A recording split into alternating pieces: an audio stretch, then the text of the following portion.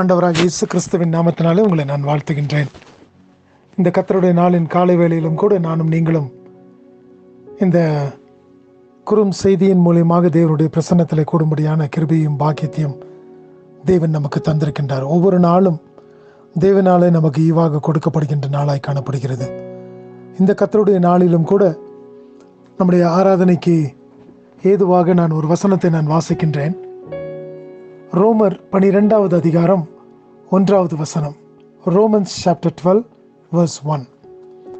அப்படி இருக்க சகோதரரே, நீங்கள் உங்கள் சரீரங்களை பரிசுத்தமும் தேவனுக்கு பிரியமுமான ஜீவ பலியாக ஒப்பு கொடுக்க வேண்டும் என்று தேவனுடைய இரக்கங்களை முன்னிட்டு உங்களை வேண்டிக் கொள்கிறேன். இதுவே நீங்கள் செய்யத்தக்க புத்தியுள்ள ஆராதனை. இந்த இடத்துல நாம் பார்க்கும் பொழுது அப்போஸ்தலனாகிய பவுல் ரோமாபுரியின் சகோதர சகோதரிகளுக்கு அவர் எழுதும் பொழுது இப்படியாக சொல்லுகின்றார், நீங்கள் செய்யத்தக்க ஒரு புத்தியுள்ள ஆராதனை காணப்படும் என்று சொன்னால் அது எதுவாக இருக்க வேண்டும்? நீங்கள் உங்கள் சரீரங்களை பரிசுத்தமும் தேவனுக்கு பிரியமுமான ஜீவ பலியாக ஒப்பு கொடுப்பதே. நாம் தேவனுடைய பிள்ளைகளாக காணப்படுகின்றோம். ஆனால் அநேக வேளைகளிலே நாம் நம்மை ஆராய்ந்து பார்ப்போம் என்று சொன்னால் நானும் நீங்களும் நம்முடைய சரீரங்களை பரிசுத்தமும் தேவனுக்கு பிரியமுமான ஜீவ பலியாக ஒப்பு கொடுத்திருக்கிறோமா என்பதை நாம் சிந்தித்து பார்க்க வேண்டியவர்களாக காணப்படுகின்றோம்.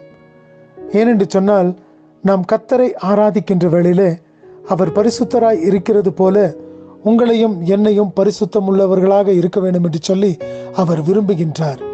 இந்த இடத்துல பார்க்கும் பொழுது நாம் நம்முடைய சரீரத்தில் பரிசுத்தம் உடையவர்களாக நம்மை ஜீவ பலிகளாக ஒப்பு கொடுக்க வேண்டும் என்பதே தேவன் விரும்புகின்ற ஒரு ஆராதனையாய் காணப்படுகிறது.